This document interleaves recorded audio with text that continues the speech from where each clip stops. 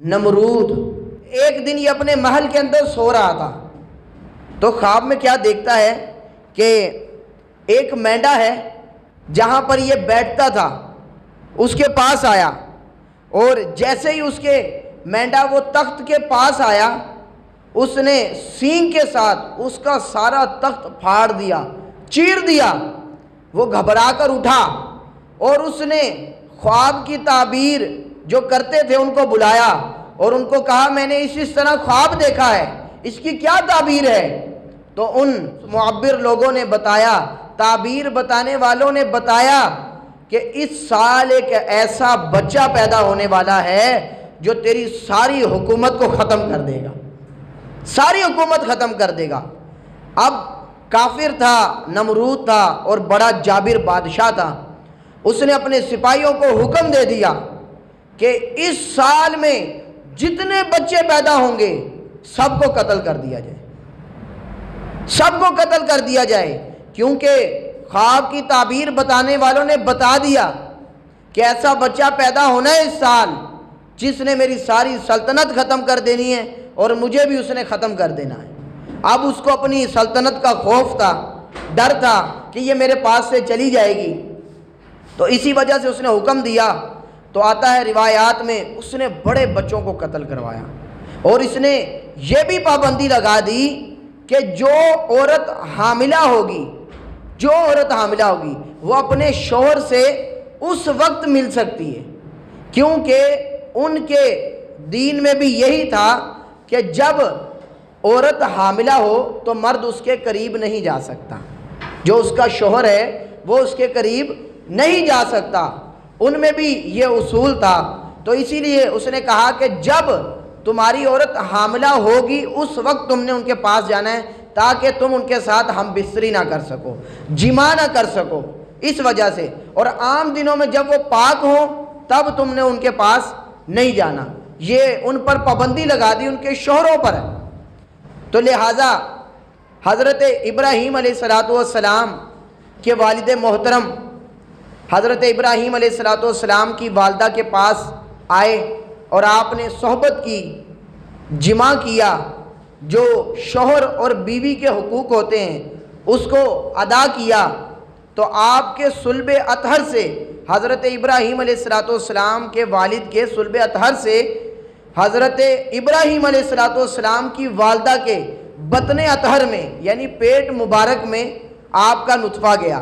اور آپ حضرت ابراہیم علیہ السلام اپنی والدہ کے بطن اطہر میں تشریف لے آئے، پیٹ میں۔ تو جیسے ہی حمل ٹھہرا، آپ کی والدہ جیسے ہی حمل ٹھہرا اور پتہ چلا تو حضرت ابراہیم علیہ السلام کی خبر کسی کو نہ ہوئی کہ یہ حمل ٹھہر چکا ہے، حالانکہ نمرود نے بڑی سختی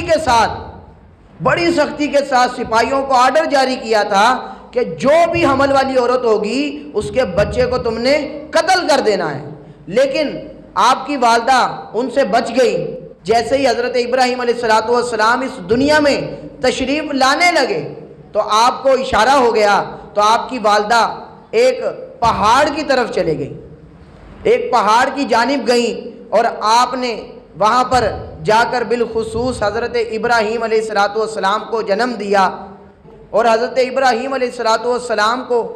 آپ نے ایک پہاڑ تھا اس کی غار میں پناہ دے دی۔ حضرت ابراہیم علیہ السلام کی والدہ آپ کو دودھ پلانے کے لیے اس غار میں جایا کرتی، دودھ پلا کر آپ آ جاتی، اور اس غار کو آپ نے بند کر دیا، ڈھانک دیا تاکہ کوئی جا نہ سکے۔ آتا ہے روایات میں حضرت ابراہیم علیہ السلام کی والدہ پھر گھر چلے جاتی، اور اس کے بعد آپ کچھ دنوں بعد آئیں، نہ آ سکیں، تو آپ بڑا پریشان تھی کہ پتہ نہیں اب کیا معاملہ ہوگا۔ لیکن جب آئیں تو کیا دیکھتی ہیں، حضرت ابراہیم علیہ السلام اپنا انگوٹھا مبارک منہ میں لے کر چوس رہے تھے۔ اللہ اکبر۔ حضرت ابراہیم علیہ السلام کی والدہ نے جب یہ ماجرا دیکھا تو آپ خوش ہو گئی، اور آپ سمجھ گئی کہ اللہ تبارک و تعالی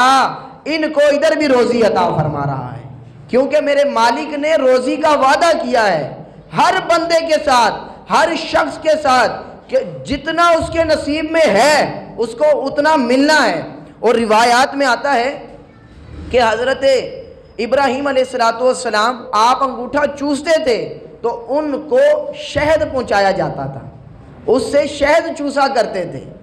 اور ایک روایات کے اندر آیا کہ آپ شہادت کی انگلی ڈالتے تو اس سے آپ کو پانی میسر ہوا کرتا تھا، پانی میسر ہوتا تھا۔ اور آیا روایات میں اس کے علاوہ کہ ایک انگلی آپ جب اس سے چوستے تو اس سے دودھ آپ کو فراہم کیا جاتا تھا۔ یہ تھا، رب پر توکل تھا تو اللہ عز و جل نے ان کے لیے ان کی انگلیوں میں جنت کی نہریں جوڑ دی تھی، جنت کی نہریں جڑ گئی ہیں۔ اللہ اکبر۔ اور ایک روایت میں ساتھ ہی اس کے ذکر کیا کہ ایک انگلی جب آپ چوستے تھے تو اس سے آپ کو کھجور ملا کرتی تھی، اور آیا کہ ایک انگلی جب آپ چوستے تھے تو اس سے آپ کو گھی ملتا تھا، گھی ملتا تھا۔ اللہ اکبر۔ اور ابراہیم علیہ السلام کی پرورش کے بارے میں آتا ہے کہ بچہ جو ہے جب وہ گروتھ کرتا ہے تو اس کو ٹائم لگتا ہے، وقت لگتا ہے، لیکن حضرت ابراہیم علیہ السلام بڑی جلدی آپ نے پرورش پائی۔ آپ جب اس غار سے باہر تشریف لائے نا تو روایات میں آیا کہ آپ 15 مہینے وہاں پر رہے، پھر آتا ہے روایات میں کہ آپ وہاں پر 7 سال وہاں پر رہے، اور پھر روایات میں آیا 13 سال پرورش وہاں پر ہی ہوتی رہی، غار کے اندر پرورش ہو رہی ہے۔ اللہ اکبر۔ پرورش بھی کون کر رہا ہے؟ اللہ وحدہ لا شریک۔ جس کی پرورش کر رہا ہو تو اس کی پرورش کیسی ہوگی؟ اللہ